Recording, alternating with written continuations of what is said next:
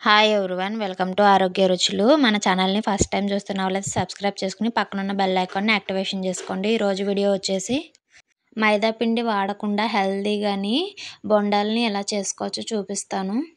ఈ బొండాలు గుల్లగా చాలా టేస్టీగా కూడా ఉంటాయి. ప్రాసెస్ అయితే చూపిస్తాను, చూసేసేయండి. ఫస్ట్ వచ్చేసి ఒక 100 గ్రాముల వరకు మినపప్పునైతే నేను నానబెట్టుకుంటాను. ఇలాగా మినపప్పు నానిన తర్వాత దీన్ని గ్రైండర్‌లో లేదా మిక్సీ జార్‌లో వేసుకొని మెత్తగా రుబ్బుకోవాలి.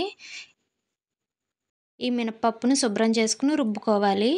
ఇలాగా రుబ్బుకున్న మినప పిండిని తీసుకొని ఇందులోని ఒక 100 గ్రాముల నుంచి 150 గ్రాముల వరకు వరిపిండిని వేసుకోవాలి. వరిపిండిని డైరెక్ట్‌గా వేస్తే ఉండలు కట్టేస్తుంది కాబట్టి కొద్ది కొద్దిగా వాటర్ వేసుకుంటూ చిన్న సైజు చలిమిడి ముద్దలాగా చేసుకోవాలి. ఇలా చేసుకొని మనం మినపపిండిలో కలుపుకోవడం వల్ల మనకి ఎక్కడ కూడాని పొడి పొడి ఉండల్లాగా అస్సలకి ఉండదండి. బాగా కలిసిపోతుంది.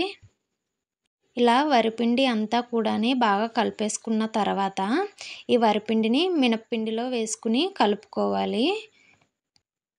ఇప్పుడు ఇందులో సేమ్ క్వాంటిటీ ఒక 100-150 గ్రాముల వరకు ఇలాగా వేసుకున్న తర్వాత ఈ కప్పుతోటి 2 కప్పుల తెల్ల రవ్వ, ఉప్మా రవ్వ అంటారండి, బొంబాయి రవ్వ, దీన్ని 2 కప్పులు వేసుకుంటున్నాను. అంటే సుమారు 100 గ్రాముల వరకు వస్తుంది. ఇలా వేసుకున్న తర్వాత ఇందులోని రుచికి సరిపడగా సాల్ట్‌ని వేసుకొని ఇలా కలుపుకోవాలి.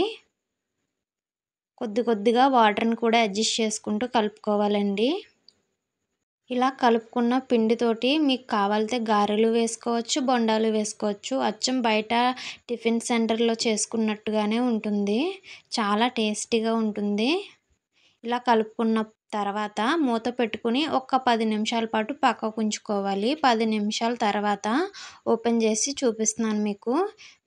మనకి రవ్వ కూడా బాగా నాని ఉంటుంది. మనకు కొద్దిగా బిగువుగా ఉంటుంది పిండి.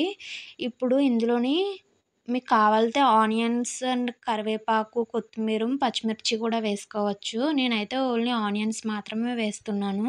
ఇలా ఈ ఆనియన్స్ వేసేసుకున్న తర్వాత రుచికి సరిపడా ఉప్పు వేసుకొని బాగా కలుపుకోవాలి.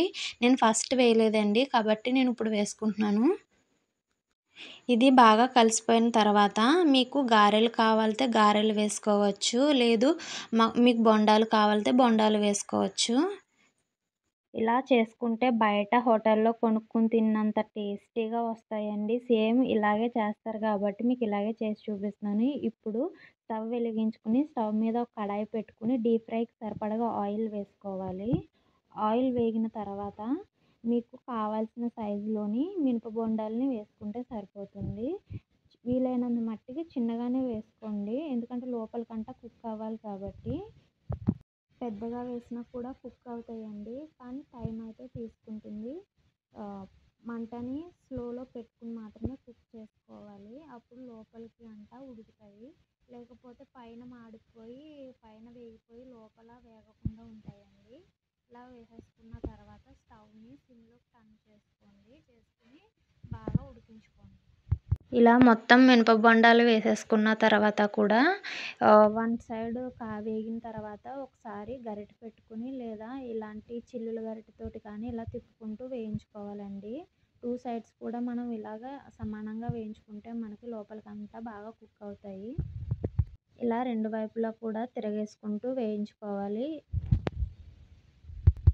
అలాగే ఇంకొక రిక్వెస్ట్ అండి, మన ఛానల్ని ఫస్ట్ టైం చూస్తున్న వాళ్ళైతే సబ్స్క్రైబ్ చేసుకుని పక్కనున్న బెల్ ఐకాన్ని యాక్టివేషన్ చేసుకోండి.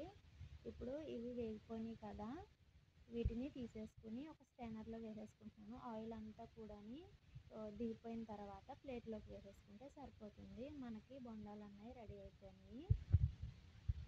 మైదా లేకుండా ఇలా చేసుకోవడం వల్ల చాలా మంచి టేస్ట్ వస్తుందండి. మనకి మైదాతో అన్నా ఎక్కువ మంచి టేస్ట్ ఉంటుంది.